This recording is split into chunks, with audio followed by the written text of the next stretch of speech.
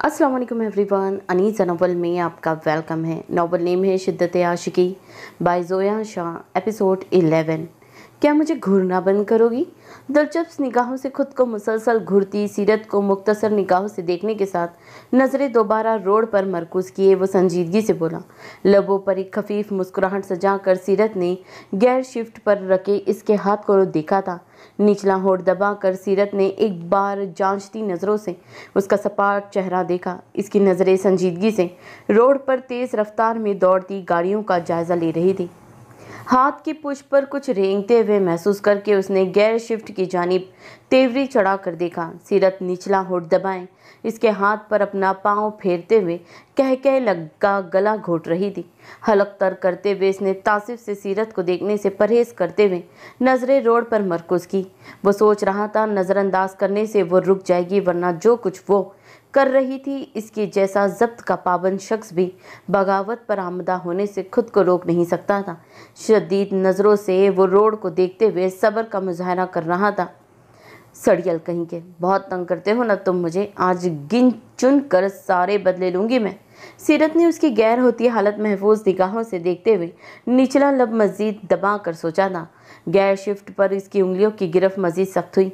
जब्त के बाद चेहरा हल्का सुर्खी माइल पड़ा और सीरत किसी सूरत रुकने का इरादा नहीं रखती थी। आखिरकार इसका जब्त टूटा। पथरीली नज़रों से सीरत की जानिब देखने के साथ इसने सीरत का पैर पकड़कर धीरे से हटाया था।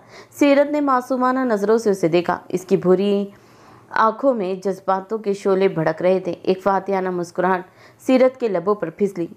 अभी से रोने लगे तुम? इसके हाथ पर दोबारा पाँव की छोटी उंगली को रेंगा कर वो तंजिया नज़रों से उसे देखकर दिल ही दिल में कह के लगा कर हंस रही थी। सख्ती से लब भींच कर उसने लंबा सांस हवा के सुपुर्द करके गाड़ी को ब्रेक्स लगाए। सीरत ने अचंभे से उसे देखा, जो आतिशी आंखों से उसे देख रहा था। लब भींच कर सीरत ने अपना पैर वापस लिया था। इसकी गर्दन की फुली शरानियाँ और सुर्खी माइल चेहरा देखकर वो महफूज होने के साथ साथ खौफ ज़रदा हो चुकी थी। जब्त का पैमाना लबरेज हो चुका था। जब जज्बातों की आंच पर इस वक्त इसका चेहरा दहक रहा था। सीरत को धमकी आमेज नज़रों से देखने के साथ इसने दोबारा गाड़ी स्टार्ट की थी। अब की बार सीरत ने कोई भी शरारत करने से खुद को बाज रखा था। गाड़ी में गहरी खामोशी का राज था। कुछ ही देर में गाड़ी सीरत के घर के सामने थी। सीरत सीट से सर टिकाए आंखें मूंद गई थी। सीरत, गाड़ी को ब्रेक्स लगाकर इसने संजीदगी से उसे मुखातिब किया, मगर वो आली में गश से घनी पलकों की बाढ़ गिराएं लब भींचे गहरी नींद में जा चुकी थी। हदीद की मुत्तफिन निगाहों ने इसके खूबसूरत चेहरे की बारीकियां हिफ्स करना शुरू की। बेख्तियारी तौर पर हाथ बढ़ाकर उसने सीरत के ठंड के बाज सुर्खी माइल पड़ते रुखसार को हाथ की पुश से छुआ। तुम्हारी ये खूबसूरती जानलेवा है। इसे वारफ्तगा निगाहों से मुसलसल देखता वो भारी सरगोशाना लहजे में खुद कलामी किए बिना न रह सका। जज्बात की आंच पर इसकी हद से ज़्यादा भारी आवाज़ पर सीरत की घनी पलकों ने झरझरी ली। अपना हाथ वापस लेकर इसके पर्स से घर की कीज उठाकर गाड़ी से बाहर आने के बाद धीरे से पलकों की बाड़ उठाकर चकराते हुए सर के साथ सीरत ने उसके ब्लैक कोट को मुट्ठी में पकड़ा। इसकी साइड का गेट खोलकर इसने सीरत को सहारा देकर गाड़ी से बाहर निकाला। इसकी हसीन मदहोश निगाहों में देखकर इसने संजीदगी से पूछा, क्या तुम घर तक चल सकती हो? नासमझी से उसे देखकर सीरत ने सवालिया नज़रों से उसे देखा। सरदा भरकर इसने सीरत को अपने तवाना बाजू में उठाया था। सीरत ने गहरी नज़रों से इसका वजीहा चेहरा देखा था। बहुत पुरइसरार शख्सियत थी इसकी, लेकिन अब तक जिस कदर नरमी से वो सीरत से पेश आ रहा था, एक अनदेखा लगाव सा हो गया था इसे इसकी शख्सियत से, जिससे फिल वक्त वो वाकिफ़ नहीं थी। दरवाज़ा खोलकर बेसमेंट में दाखिल होते हुए वो संजीदगी से सीरत की जानिब देख गया, जो ठिठकी बांधे उसे ही तके जा रही थी। इसके वाह होते लबों पर सीरत ने जल्दी से हाथ रखा था। हदीद की इस्तिफामिया निगाहों ने संजीदगी से इसका जायज़ा लिया। भी जान सुन लेगी, धीमे लहजे में कहने के साथ सीरत ने मासूमियत से आंखें झपकी थी। मबहम मुस्कान के साथ वो धीमे नापे तले कदम उठाता सीढ़ियाँ चढ़ने लगा। सीरत ने मुस्कुराते हुए से देखा। दरवाज़ा खोलकर उसे बेड पर लिटाने के साथ ब्लैंकेट उड़ाकर वो जाने लगा। जब सीरत ने इसके हाथ को थामा, सीरत की जानिब पलट कर वो इस्तिफामिया निगाहों से उसे देखने के साथ ज़रा इस पर झुका था। Thank you. सियाह सफाक आंखों से इसकी भूरी आंखों को अपना गिरोदा बनाने के साथ सीरत ने धीमे लहजे में सरगोशी की थी। साथ ही इसके खुद पर झुके होने के बाद अपने बेहद करीब मौजूद इसके चेहरे को आहिस्तगी से उंगलियों के पूरों से छुआ। इसकी शहादत की बारीक उंगलियों को अपनी बियर्ड पर मुलायम लम्स छोड़ते हुए गर्दन की जानिब बढ़ते महसूस करके उसने सख्ती से सीरत का हाथ थामा था। सीरत ने तस्दीक आमेज़ नज़रों से उसे देखा। आंखों में बला की मासूमियत थी, लेकिन हरकतें वो इसे उकसाने वाली कर रही थी। इतनी हिम्मत कहाँ से आई तुम में सीरत? जानती हो मैं कौन हूँ, फिर भी ऐसी हरकतें कर रही हो? क्या खौफजदा नहीं हो मुझसे? सोचो अगर तुम्हें नुकसान पहुँचा दिया तो क्या करोगी? सीरत के हाथ को अपने सीने पर रखकर वो परतपीश लहजे में बोला, पता नहीं क्यों, लेकिन मैं ना चाहते हुए भी तुम्हारा भरोसा करने लगी हूँ। इसकी मोहब्बत लुटाती भूरी आंखों में आंखें डालकर इसके कोट को दोनों मुट्ठियों में लेकर वो धीमे लहजे में बोली, मकसद उसे उकसाना था। इसका सब्र का इम्तिहान आज वो पूरी दीदा दिलेरी से ले रही थी। और अगर मैंने तुम्हारा भरोसा तोड़ दिया फिर क्या करोगी? भारी तमाज़त आमेज़ लहजे के साथ पर हिद्दत सांसों ने सीरत के चेहरे को इस्तकबारियत से छुआ, जिस पर सीरत की हार्ट बीट तेज़ हुई। जब कोई इंसान किसी का यकीन तोड़ता है ना, तो वो एतमाद के साथ साथ इस इंसान को भी तोड़ देता है। और तुमने कहा था कि तुम मुझे कभी नुकसान नहीं पहुंचाओगी। हाउ कैन यू ब्रेक मी? मध्यम पड़ती सीरत की बारीक आवाज़ इसके दिल व दिमाग पर हावी हो रही थी। करीब होने के बाद सीरत के परफ्यूम की हल्की फसूखेज़ महक इसके हवा सलब कर रही थी। किसी अजनबी पर इतना भरोसा अच्छा नहीं सीरत। तुम खुद कहती हो मैं इंसान नहीं जानवर हूँ। आखिर एक जानवर पर भरोसा करने की क्या वजह है? इसकी नखत आलूद बालों में उंगलियां फंसाए सीरत का चेहरा ऊपर उठाए वो बर्फीले लहजे में बोला। सीरत के लबों को मुस्कुराहट ने छुआ। नशे में चूर वो इस वक्त अपने होश हवास में नहीं थी। इसके हाथों से अपना कोट निकाल कर वो पीछे हटने लगा, क्योंकि जज्बात पर काबू पाना मुश्किल हो रहा था। हदीद इसके कोट को मुट्ठी में पकड़ती वो बोझल लहजे में बोली। इसकी खुमार आलूद सरगोशी पर इसकी भूरी आंखों में आतिश अलाव रोशन हुए। पहली बार सीरत ने उसका नाम पुकारा था। बताओ क्यों निकाह किया तुमने मुझसे? इसके कोट को खींचकर वो खफा नज़रों से इसके बेहद करीब चेहरा देखते हुए बोली। दोनों हाथ बेड पर टिकाकर वो खुद को इस पर गिरने से रोक गया, वरना सीरत ने कोई कसर नहीं छोड़ी थी इसे खींचने में। पागल कर दोगी तुम मुझे। सीरत के दाएं और बाएं जानिब दोनों हाथ रख कर इस पर मुकम्मल झुकने के साथ पर खुमार लहजे में की गई सरगोशी के दौरान हदीद के लबों ने सीरत के लबों को आहिस्तगी से छुआ था। अगर अब तुम नहीं रुकी तो मैं कुछ बहुत गलत कर गुजरूंगा। सीरत ने तीखी नज़रों से उसकी खुमार आलूद आंखों को देखा। बताओ और चले जाओ। आंखें सुकेड़े वो काटदार लहजे में बोली थी। एक लम्हे के लिए दोनों साकित हुए। सीरत की आंखों में ढेरों सवाल थे, जिनका जवाब देने से गरीजा भूरी मजरूआ आंखें ढेरों हसन समेटे न जाने इसके चेहरे को देखकर किस बात का मातम मना रही थी। इन चमकदार सियाह आंखों में आंसू लाने का बास बनने वाला था, मगर दिल में एक रंज सा था। इसे तकलीफ पहुंचाने का सोचकर गमगीन होता दिल ना जाने क्या एहसास दिलाना चाहता था उसे। सीरत क्या तुम घर आ गई हो? बीजान की आवाज़ पर दोनों ने एक दूसरे को देखा। कदमों की आहट नज़दीक से नज़दीक तर होती सुनाई दे रही थी। घूर क्या रहे हो? हटो, बीजान आ रही है। इसे खौफजदा नज़रों से देखकर सीरत ने दबे लहजे में गर्रा कर कहा। वो दरवाजे की जानिब देखता मभम सा मुस्कुराया था। छुप नहीं सकते क्या तुम? सीरत ने उसके कोट को पकड़कर झिंझोड़ा। इनको भी देख लेने दो। सीरत ने दरवाजे की जानिब देखकर हैरत से उसे देखा, जो बेपरवाह सा इस पर झुका था। रज़ा? सीरत ने भवे सुकेड़ कर उसे नागवारी से देखा। बेड से हाथ हटाकर नाइट स्टैंड पर रखते हुए इसने दिल फरेब मुस्कुराहट सीरत की जानिब उछालकर एक ऐब्रू उठाया। सीरत पर उम्मीद निगाहों से उसे देख रही थी। कमरे का दरवाज़ा खुला था। नाइट स्टैंड पर रखे हाथ से बड़ी दानिश्वरी से लाइट का स्विच ऑफ करते हुए वह इस्तगानियत से बालकनी की जानिब वॉक आउट कर गया। बीजान ने अंधेरे कमरे में नज़र घुमाई। सीरत तुम आ गई हो? उसके बेड के करीब आकर उन्होंने फिक्रमंदी से पूछा। जी बीजान, सॉरी मैं थक गई थी इसीलिए आकर लेट गई। बीजान की जानिब देखकर इसने शर्मिंदगी से कहा। साथ ही बालकनी में चांद की रोशनी में इसके कौवी हैकल साए को देखा। दीवार पर हथेली रखे वो सफ़ेद रेशमी पर्दे के पीछे खड़ा संजीदगी से उसे देख रहा था। सीरत का दिल तेज़ी से धड़का था। बीजान इससे मुख्तसर गुफ्तगू के बाद कमरे से बाहर चली गई थी। सीरत पेशानी को थाम कर ब्लैंकेट हटाते हुए उठी थी। बीजान से झूठ बोलने की वजह वही था, इसीलिए इस वक्त इस पर शदीद गुस्सा आ रहा था। पर्दा हटाते हुए वो चौंकी थी। वो कहीं भी नहीं था। अचंभे से आसपास देखने के साथ वो अपने पीछे इसकी मौजूदगी महसूस करके पलटी। इसे पुरस्रार निगाहों से देखते हुए वो रेलिंग पर इसके दाएं बाएं हाथ रखकर इसे अपने हिसार में ले चुका था। सीरत ने पेशानी पर बल डाले उसे देखा। चला जाऊंगा लेकिन, हलक तर करके सीरत ने गहरी नजरों से उसे देखा। इसकी ठोड़ी को ऊपर उठाता वो गंभीर लहजे में बोला। सीरत ने मखमूर निगाहों से उसे देखा। लेकिन तेज धड़कते दिल के साथ सीरत ने इसकी आंखों में देखकर पूछा। इसके सिल्की बालों में दोनों हाथों के मजबूत उंगलियों को नरमी से उलझाए वो इसका चेहरा बेहद करीब कर गया। सीरत ने आर्जदार नज़रों से उसे देखा। दोनों की गर्म सांसें एक दूसरे के चेहरे को झुलसाने का बाज बनने लगी। सीरत, इसकी परतपी सरगोशी पर सीरत ने आंखें मींची थी। हदीद ने गहरी नज़रों से चांद की रोशनी में इसकी घनी पलकों की लजीरदा साए देखे। चले जाओ अस्करी। इसके सीने पर हाथ रखकर उसे अपने चेहरे पर झुकने से रोककर वो सर्द लहजे में बोली। क्या वाकई चला जाऊं? सीरत की कनपट्टी पर लब रखे वो आतिशी लहजे में बोला। सीरत की खुशबू अपनी सांसों में खींचने के साथ इसने परसुकून होकर आंखें बंद की थी। सीरत को अपनी सांसें इसके बेहद करीब होने के बाद तेज धड़कते दिल के संगम में जलती हुई महसूस हुई। बोलो सीरत। आंखें बांध करके इसकी आंखों में अपनी सहर अंगेज आंखों को डालने के साथ इसे गंभीर लहजे में पूछा। इसकी सहर में डूबती सीरत ने खुमार आलूद आंखों से इसकी आंखों को देखा। कितनी कश्मकश में था इसका दिल। कुछ तो था इन दोनों के दरमियान, मगर क्या वाकई ये नफरत थी? यही सवाल हदीद रजा का दिल बार बार पूछ रहा था।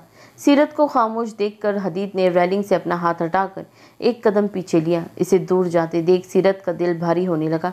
इसे हज़न निगाहों से देखकर इसने एक और कदम पीछे लिया। वो जानती थी इसकी मर्जी के बगैर वो कुछ भी नहीं करना चाहता था, मगर इसकी तलबगार निगाहों में अब तलब की जगह हज़न ने ले ली थी। एक कदम और पीछे लेने की आहट ने सीरत का दिल जकड़ लिया। शर्मिंदगी से सीरत ने उसकी चौड़ी पुश को देखा।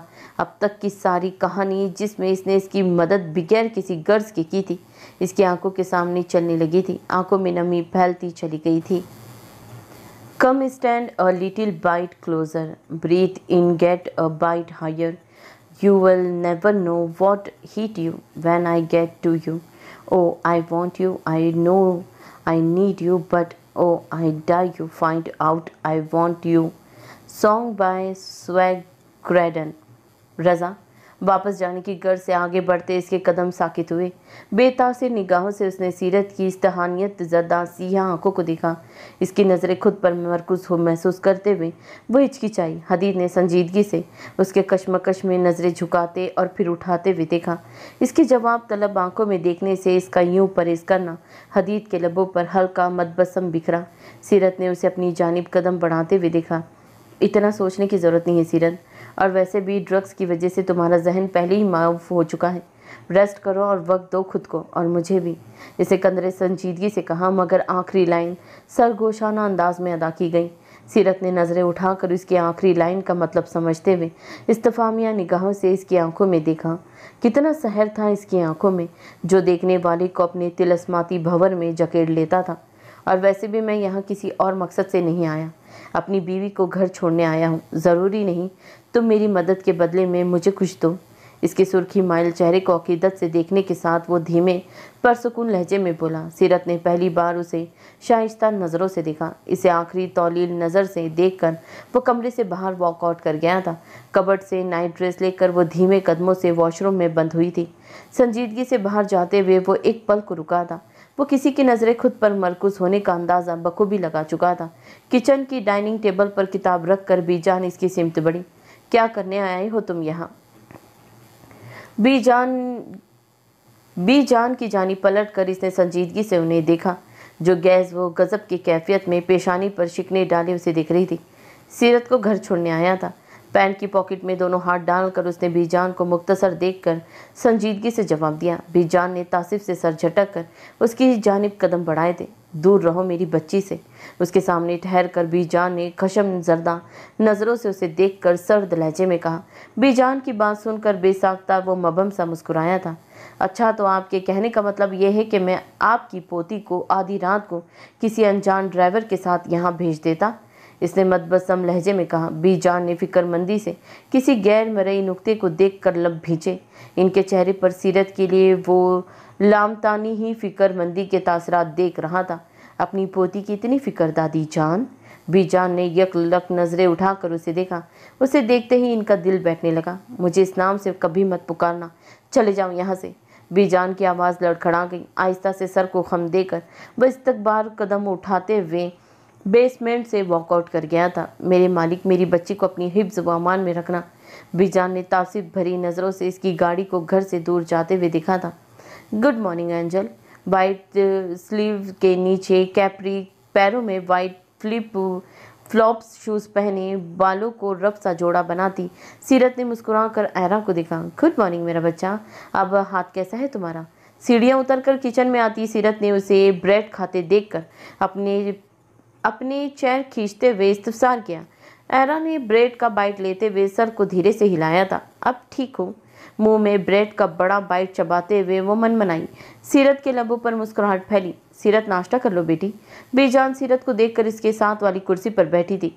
धीरे से सर को जनविश देकर सीरत ने पहले इनको नाश्ता सर्व किया, क्योंकि वो जानती थी बीजान इसके बगैर नाश्ता नहीं करती। एंजल, मम्मा कब आएंगी? अपनी प्लेट में ब्रेड रखती सीरत ने एरा को देखा, क्योंकि रोज़ को आने में अब भी काफ़ी दिन लग सकते थे, क्योंकि एरा की दादी की डेथ हो गई थी। इसीलिए वो एरा को सीरत के पास छोड़ कर गई थी। मेरा बच्चा, मम्मा जल्दी आ जाएगी, आप नाश्ता कर लो, फिर हम लेक पर चलेंगे। सीरत की बात सुनकर एरा का चेहरा खिल उठा। जल्दी जल्दी वो अपना नाश्ता ख़त्म करने लगी। बीजान ने तुझबुझ नज़रों से सीरत को नाश्ता करते हुए देखा। हदीद के मुतालिक वो सीरत से काफ़ी सवालात पूछना चाहती थी, मगर इन्हें डर था कि सीरत इनसे ही सवाल ना कर ले, लिहाजा उन्होंने सीरत से इस वक्त गुफ्तगू करना मुनासिब नहीं समझा। बीजान, ये किसकी फ़ोटो एल्बम है? बीजान सोचों के समंदर से बाहर आई। सीरत डाइनिंग टेबल से पड़ी फ़ोटो एल्बम उठाते हुए बोली। बीजान ने तासिफ से उसे देखा। कल रात फ़ोटो एल्बम देखते हुए वो इसे रखना भूल गई थी, मगर सीरत फ़ोटो एल्बम खोल चुकी थी। एरा नैपकिन से मुंह साफ करते हुए सीरत के पास आई थी। दोनों ने पहले फ़ोटो को देखा। सीरत के लबों पर मुस्कुराहट फैली। इसमें इसके बचपन के फ़ोटोज़ थे और पहले फ़ोटो में वो आतिफ साहब के साथ थी। डैड? इसके लबों ने धीरे से सरगोशी की, साथ ही सीरत की उंगलियों ने फ़ोटो को ट्रेस किया। एरा ने डबडबी नज़रों से सीरत की आंखों में फैलती नमी को देखकर फ़ोटो को देखा था। बीजान भी सीरत को तासिफ से देख रही थी। ना चाहते हुए भी अब वो सीरत से एल्बम वापस नहीं ले सकती थी। सीरत ने अगला सफ़ा पलटा था। एरा ने दिलचस्पी से फ़ोटो देखा। सीरत की नज़रें एक नुक्ते पर मंजमित हुई थी। वो ख्यालों के समंदर की गहराइयों में उतर चुकी थी। पास्ट। सीरत बेटा। जी बाबा।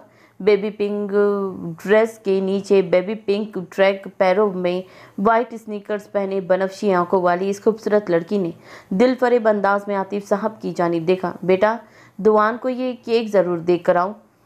सीरत ने मदबस नज़रों से आतिफ साहब के हाथ से केक की प्लेट लेकर डबडबी नज़रों से आतिफ साहब को देखा। क्या हुआ बेटा?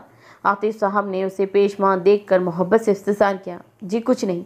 आतिफ साहब को देखकर आहिस्तगी से मुस्कुराकर वो ज़ेरिक चाल चलते हुए उसके कमरे की तरफ बढ़ गई, जिसके कमरे में जाते हुए इस पर 100 बार अजाब नाजिल होता था। लब भींच कर उसने दरवाजे पर शहादत की उंगली से नॉक किया था।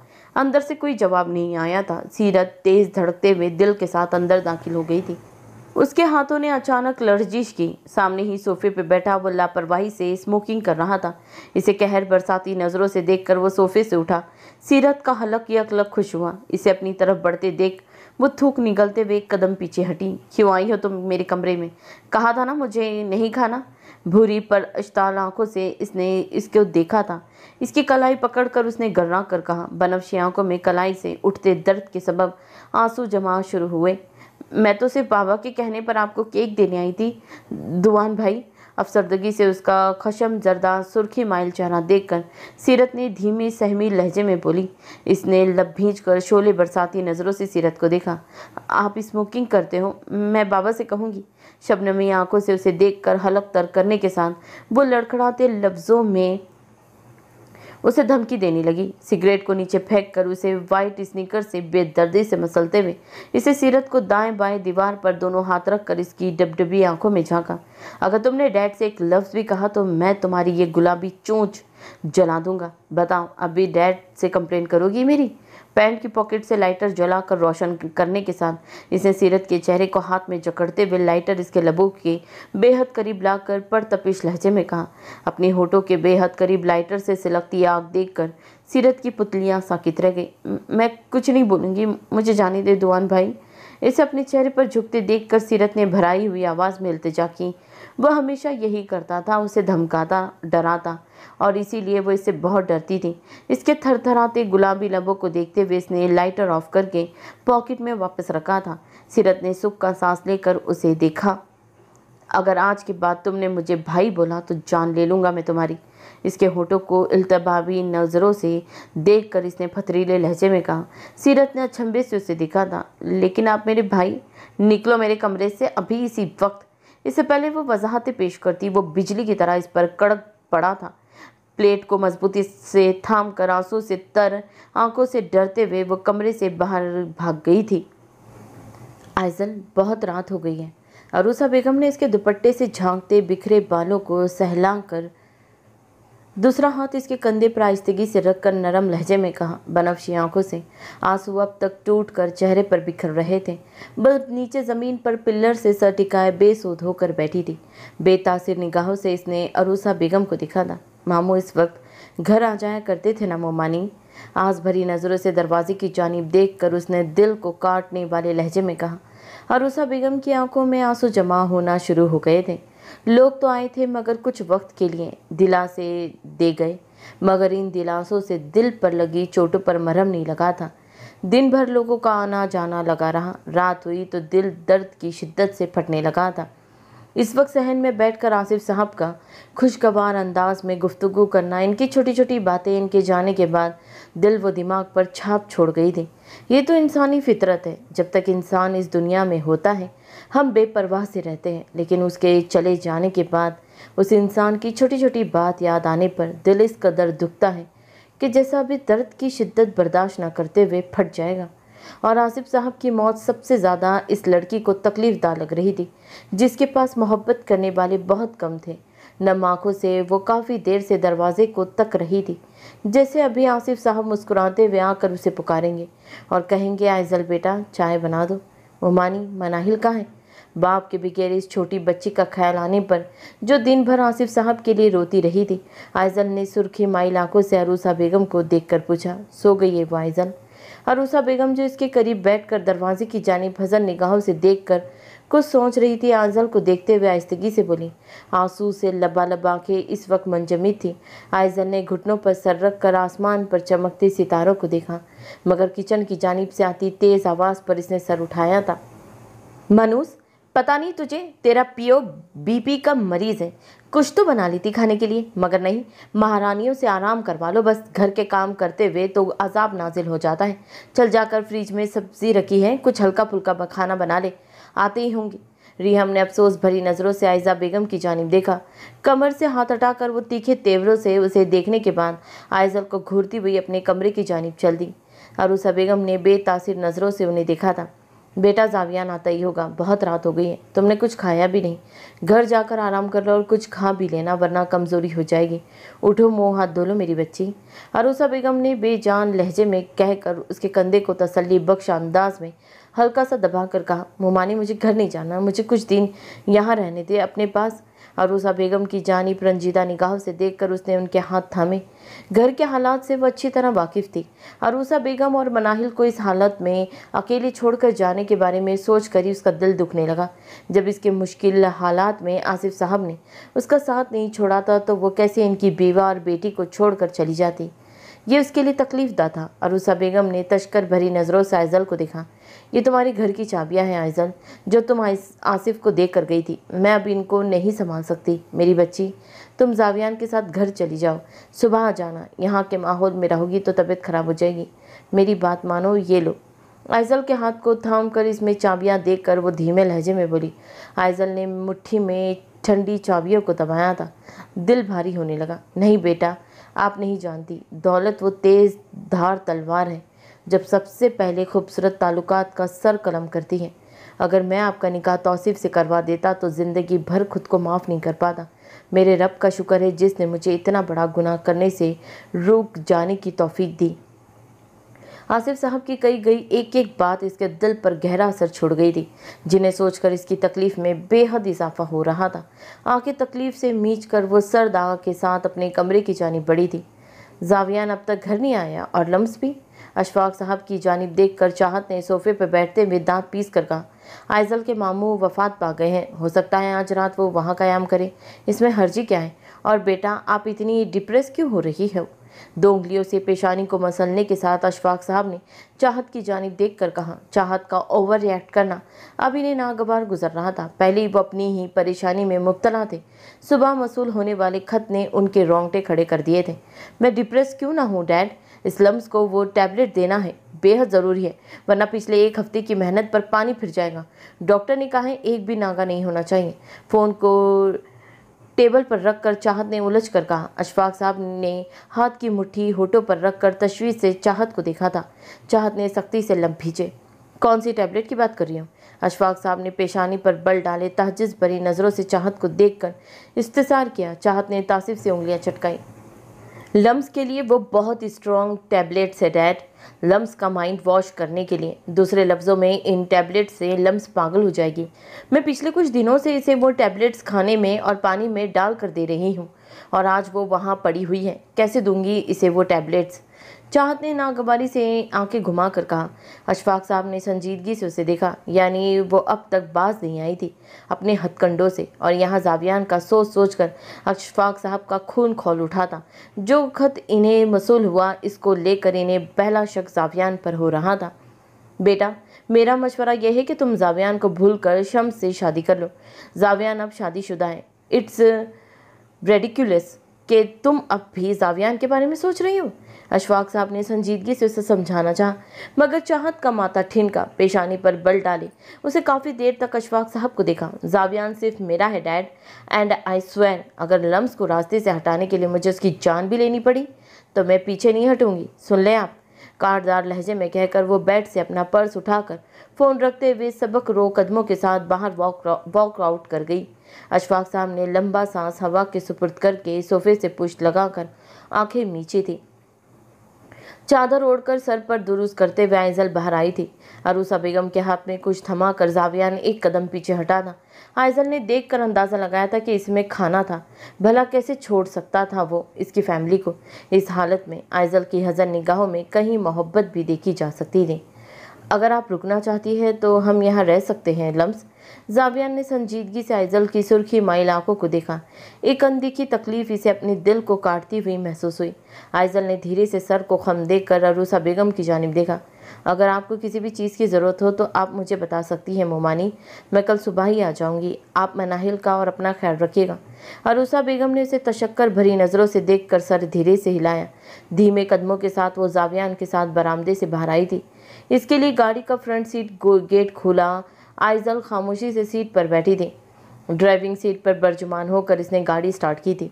आसिफ साहब की वफ़ात को 1 हफ्ता गुजर गया था, मगर सब कुछ मामूल पर नहीं आ पाया था। हर गुजरते दिन के साथ इसकी हालत बिगड़ रही थी। ना खाना ठीक से खा रही थी, ना ही किसी से बात कर रही थी। यहाँ तक कि यूनिवर्सिटी में भी इसने अपने ग्रुप में अलहदा रहना शुरू कर दिया। घंटों अकेली बैठी रहती और गहरी सोच में गुमसुम रहती। जाविया ने बहुत बार उससे बात करने की कोशिश की थी, मगर वो कुछ नहीं कहकर किनारा कश हो जाती थी। आसमान पर बादलों का राज था। ठंडी हवा के जोर पर इसके ब्राउन बाल लहलहा रहे थे। यूनिवर्सिटी के बैक विंग में सीढ़ियों पर बैठकर दोनों हाथों को फोल्ड किए वो सर्द नज़रों से किसी गैर मरई नुक्ते को देख रही थी। आसिफ साहब की वफ़ात के तीसरे दिन रिहम ने उसे सब बता दिया था। आसिफ साहब का रिहम और आयजा बेगम की बातें सुनना और इन्हें हार्ट अटैक आना और ये भी बता देना कि अनफाल बीबी की मौत की असल वजह क्या थी। बेजान निगाहें पिछले कुछ मिनटों से एक ही नुक्ते पर मंजमिद थी। बादल के गरजने की आवाज़ पर उसने झरझरी लेकर आसमान की जानिब देखा। बारिश टूट पड़ी थी। लब भींच कर उसने आंखें बंद की थी। बारिश मिट्टी और पानी की आजमाइश के बाद पैदा होने वाली खुशगवार महक साथ लाई थी, जिसे वो आंखें नीचे बेसुकून दिल को तस्कीन पहुँचाने के लिए सांसों में खींच रही थी। अल्लाह पाक और मेरे कितने इम्तिहान बाकी हैं। मुझसे मोहब्बत करने वालों को आप एक एक करके मुझसे अलग कर रहे हैं। मामू के जाने के बाद अंदर से बहुत टूट गई हूँ मैं। आसमान की जानिब उसने धीमे लहजे में कहा। सर में दर्द की शिद्दत से इजाफा हुआ। पिछले कुछ दिनों से वो डिप्रेशन के बाद बुरे सर दर्द में मुब्तला थी। दरवाजे पर जाने पहचाने अंदाज में हल्की दस्तक सुनकर जोहेब साहब ने आइजल को अंदर आने की इजाज़त दी। अस्सलाम वालेकुम बाबा, अब आपकी तबीयत कैसी है? धीमे कदमों के साथ चलते हुए वो इनके करीब नाइट स्टैंड पर इनके डिनर की ट्रे रखकर मोहब्बत से बोली। वालेकुम अस्सलाम। तबीयत बेहतर थी, लेकिन मेरी प्रिंसेस के आ जाने के बाद मैं बिल्कुल तंदुरुस्त महसूस कर रहा हूँ। आओ बैठो बाबा के पास। ज़ोएब साहब ने मोहब्बत पाश नज़रों से उसे देखकर अपने करीब बैठने का इशारा किया।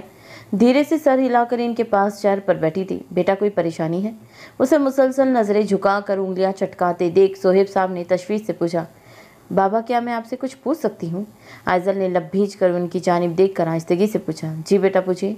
ज़ोएब साहब ने इसे बेरौनक लहजे पर इसके उदासी के तासरात लुटाते चेहरे को हमदर्दी से देखा। अनफाल बीबी की वफ़ात का सदमा अब तक इसके दिल से उतरा नहीं था और आसिफ साहब की वफ़ात ने पुराने नासूर ज़ख्मों को दोबारा हरा कर दिया था। ऐसे ही तो रहने लगी थी वो, चुपचाप सी, उदास सी, जो किसी से बात नहीं करती थी। तमाम रिश्तों से किनारा कशी किए तन्हाइयों में घंटा घंटा बैठकर कुछ सोचते रहना इसकी आदत बनते जा रहा था। बाबा क्या वाकई में जावियान के काबिल हूँ? ज़ोएब साहब ने मुतफ़िक़ नज़रों से आइजल की जानिब देखा। ऐसा सवाल कैसे कर सकती थी वो? आखिर कई बुरे ख़यालात ज़ोएब साहब के ज़हन में गर्दिश करने लगे। क्या इन दोनों का बचपन में निकाह करके ज़ोएब साहब से कोई गलती हुई थी? यही सोचकर वो अपने ख़यालात के साथ उलझते चले गए। हमें लगता है जावियान हमारे साथ खुश नहीं रह पाएंगे। मेहरुनिसा बेगम और चाहत की कही बातें इसे अंदर ही अंदर काट रही थी। वो किसी से बात करना चाहती थी, अपने तमाम दर्द किसी से बांटना चाहती थी, मगर जावियान से नहीं कह पाई थी। वो कुछ भी इसलिए अपने वालिद के पास आई थी। बेटा ऐसी बात नहीं करते, आप जानती है जावियान आपसे बेपनाह मोहब्बत करता है और आपके अलावा इसकी खुशी किसी और में नहीं। ज़ोएब साहब ने शफकत से उसके चेहरे को देख कर एक कमज़ोर मुस्कुराहट इसके लबों पर रेंग गई। लेकिन मोहब्बत सब कुछ नहीं होती बाबा, और मुझे लगता है मैं जावियान के काबिल नहीं हूँ। वो मुझसे बेइंतहा मोहब्बत करते हैं और मैं। आइजल की आंखों से आंसू टूटने लगे। क्या आप दोनों की लड़ाई हुई है? ज़ोएब साहब ने शफकत से उसका हाथ थाम कर उसे अपने पास बिठाया। नहीं बाबा, जावियान ने कुछ नहीं कहा। मुझे अब भी याद है बाबा, बचपन में आप मुझे शहजादी कहते। आप कहते थे ज़रा से आंसू पर इनके नाज उठाए जाते, मगर आपने मुझे ये तो बताया ही नहीं था कि मंजर बदल भी जाते हैं। हर तरफ से तेज़ शदीद कड़ी धूप पड़ती है, शफकत के साए छुप भी जाया करते हैं। आपने मुझे ये तो बताया ही नहीं था कि माँ बाप के साए से महरूम होने के बाद बेटियों के साथ कैसा सलूक किया जाता है। वो टूट पड़ी थी, उसके लहजे में बेहद कर्ब था। आज तक जितने दर्द वो अपने दिल में छुपाए हुए थी, इन सब को लफ्ज़ों में पिरो कर कह देना चाहती थी। ज़ोएब साहब की आंखों में आंसू जमा हुए थे। लोग कितनी आसानी से आम सी लड़कियों का एहसास कमतरी के दलदल में फेंक देते हैं।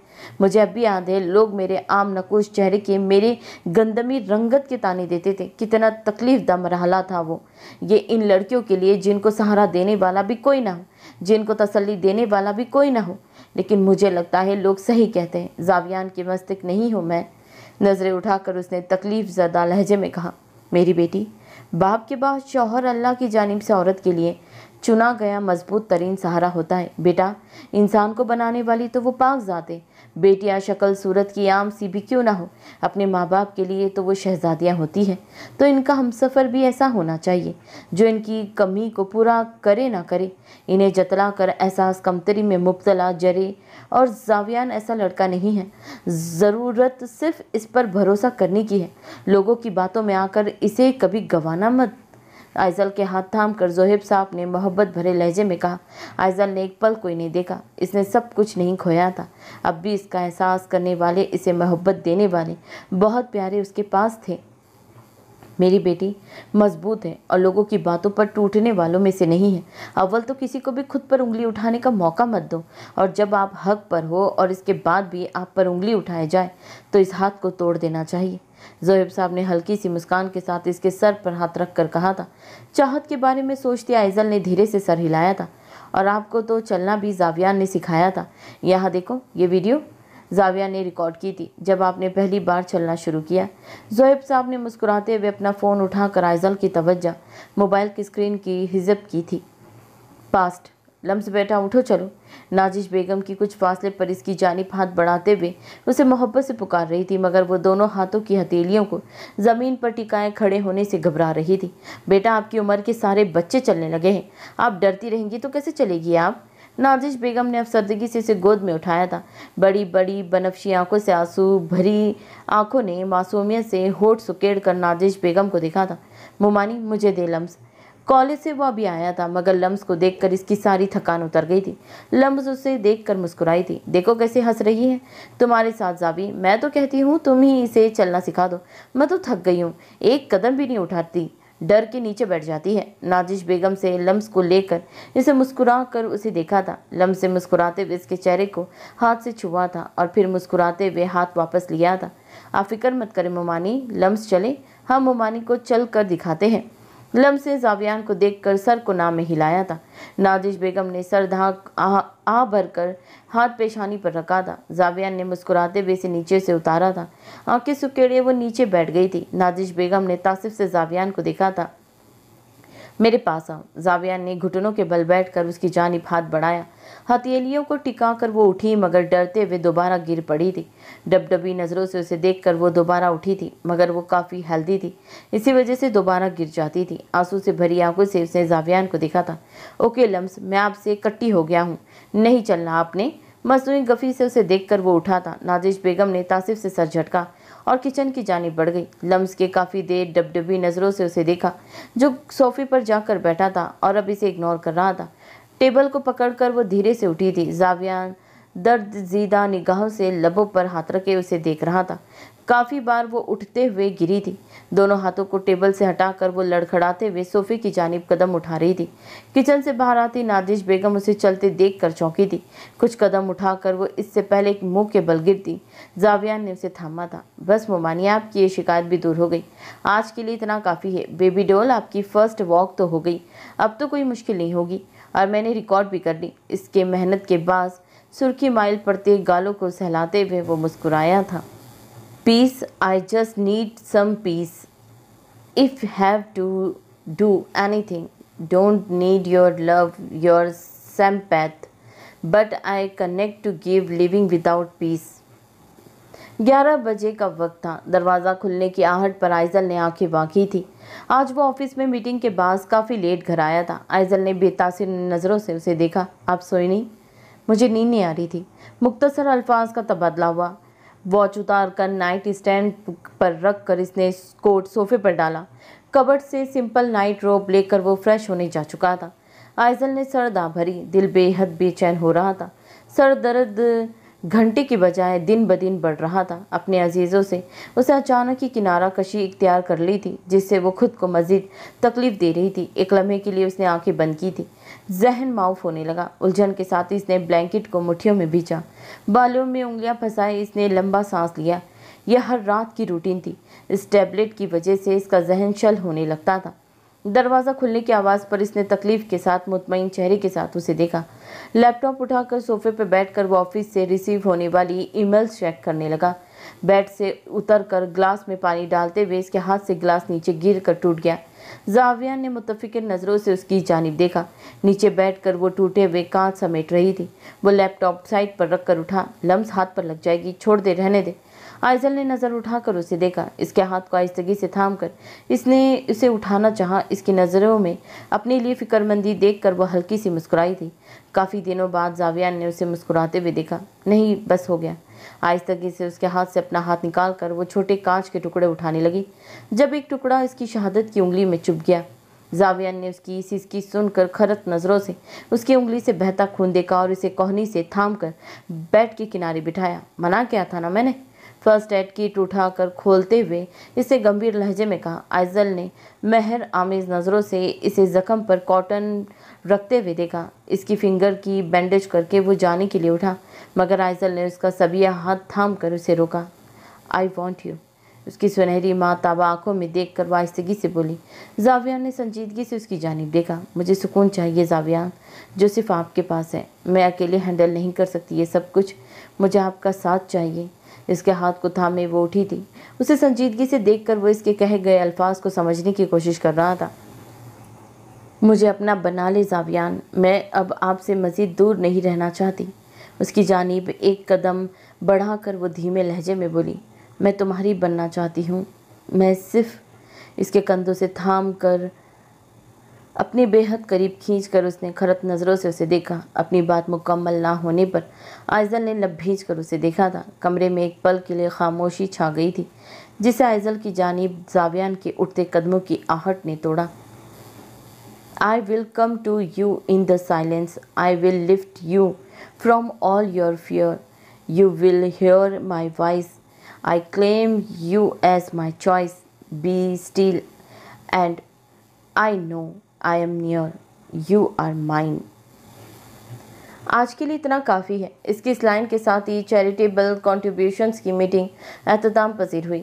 Ribbon thistle colour split sleeveless top के नीचे पेबिक फ्लियर्ड ट्राउज़र, सफ़ेद खूबसूरत पैर, डिफॉइल डाइल ब्लैक हील में मुकीद किए वो लब भींच कर इसे बेतासिर नज़रों से देख रही थी, जो फेडरल और फॉर्जियन कंपनीज और बरतानवी हुकूमत की अहम शख्सियात से संजीदगी से गुफ्तगू कर रहा था। ब्लू फॉर्मल पैंट पर ब्लैक बेशिकन शर्ट और इस पर tin colour long sleeveless overcoat पहने हुए था। शर्ट के ऊपर के 2 बटन हमेशा की तरह खुले थे। सीरत ने सर दाह भर कर नज़रों का साविया बदला। क्या हम बात कर सकते हैं? सीरत दाहिनी जानिब चेयर मोड़ कर सियादी निगाहों से अर्श जब्बारी की जानिब देखने लगी। ब्लैक फाइल हाथ में थाम कर वो शाइस्ता नज़रों से सीरत को देख रहा था। सीरत ने जवाब देने की बजाय इस्तगानियत से सवालिया अंदाज में एक आइब्रो उठाया था। जब्बारी फैक्ट्रीज की मोनिटाइजिंग की जिम्मेदारी हदीद ने जानबूझकर सीरत को सौंपी थी और अब अर्श जब्बारी को हर छोटे से छोटा फैसला लेने से कब्ल सीरत की इजाज़त दरकार थी, जो इसके लिए शर्मिंदगी का बास बन रहा था। यह नहीं, अगर तुम माइंड ना करो, अर्श ने तहमिल से कहा। सीरत भी तहमिल से प्रोफेशनल अंदाज में टेबल से अपना स्मार्टफोन उठाकर चेयर से उठी। हदीद ने संजीदगी से उसे अर्श के साथ बाहर जाते हुए देखा था। बेसाख्ता पेशानी पर 2 लकीरें उभरी थी, आंखों में बरहमी के तासिरात थे। चलते हुए वो ऑफिस की गैलरी में आए थे। सीरत आंखों में उलझन और नागवारियत समोए इसके बोलने का इंतजार कर रही थी और वो लफ्ज़ों के मुनासिब चुनाव के बारे में सोच रहा था। सीरत, क्या तुम 1 मिनट। सीरत के अर्श की बात काटने पर अर्श ने मातजिब नज़रों से उसे देखा। सीरत की आंखों में एक चमक थी। इससे पहले वो कुछ कहती इसके हाथ से उसका स्मार्टफोन नीचे गिरा। अर्श ने लब भींच कर झुकते हुए इसके कदमों की बीच पड़ा इसका फ़ोन उठाना चाहा। जब सीरत ने कदम उठाकर शूज़ की हील को इसके हाथ की पुष्प पर रखा, दबाव डाला, अर्श ने नज़रें उठाई थी।